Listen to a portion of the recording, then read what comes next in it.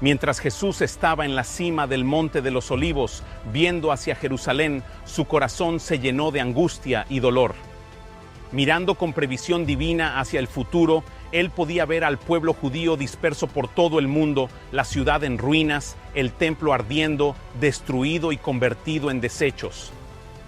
Llorando con un corazón lleno de dolor, él dijo: Jerusalén, Jerusalén, cuántas veces quise juntarte como una gallina a sus polluelos, pero tú no quisiste. Juan 1, versículo 11 dice: a lo suyo vino y los suyos no le recibieron. Después de ministrar durante más de 3 años en Jerusalén y sus alrededores, el tiempo de Jesús en la tierra estaba finalizando cuando pronunció su fatídico anuncio y advertencia sobre Jerusalén.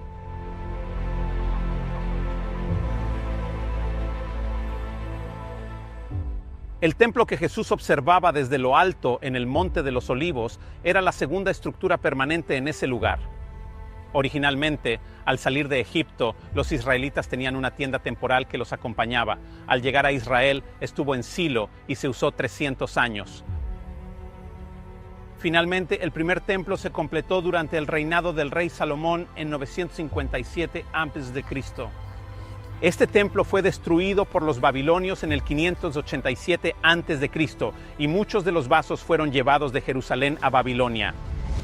Después de los 70 años de cautiverio, como profetizó el profeta Jeremías, a los israelitas se les permitió regresar durante el reinado de los medos y persas bajo el rey Ciro.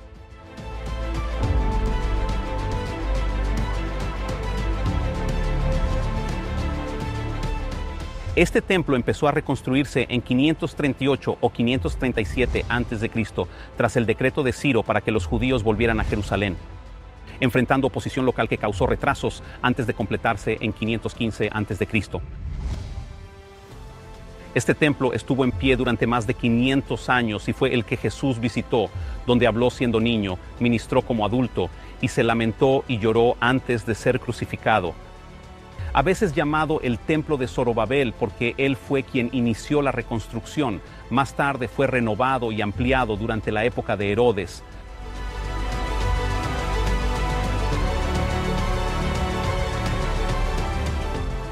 Jesús dijo en Mateo 24, versículos 15 y 16, que cuando vieran la desolación en el lugar santo, quienes estuvieran en Judea huyeran a las montañas.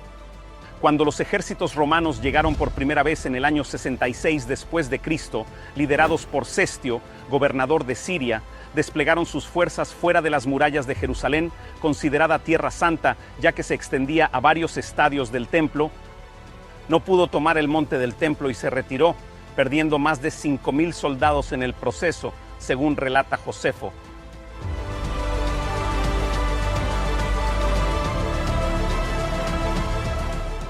Cuando los ejércitos se retiraban, fue la señal para que el pueblo de Dios huyera, siguiendo las palabras de Jesús en Mateo 24. Tenían un pequeño lapso de tiempo mientras los romanos luchaban contra los judíos y escaparon a la ciudad de Pela, ubicada en la actual Jordania, al otro lado del río Jordán. Todos los que observaban las señales huyeron de la destrucción que siguió. La victoria sobre Cestio hizo que los judíos se obstinaran, lo que les perjudicaría 4 años después, en el 70 después de Cristo, cuando bajo Tito los romanos volvieron.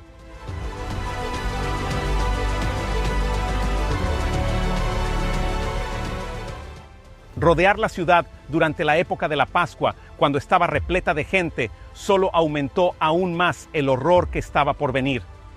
El hambre, la hambruna y las enfermedades se esparcieron rápidamente por la ciudad. El amor de los hijos hacia los padres y abuelos se perdió mientras todos luchaban por sobrevivir. Los que intentaron escapar fueron capturados y crucificados en las murallas exteriores hasta que los valles se llenaron de cruces como advertencia a los que estaban dentro para que no escaparan. Finalmente, la ciudad fue asaltada y aunque Tito les dijo a sus soldados que no destruyeran el templo e intentó detenerlo incluso cuando el fuego había comenzado, la profecía de Jesús decía que no quedaría piedra sobre piedra y esto se cumplió.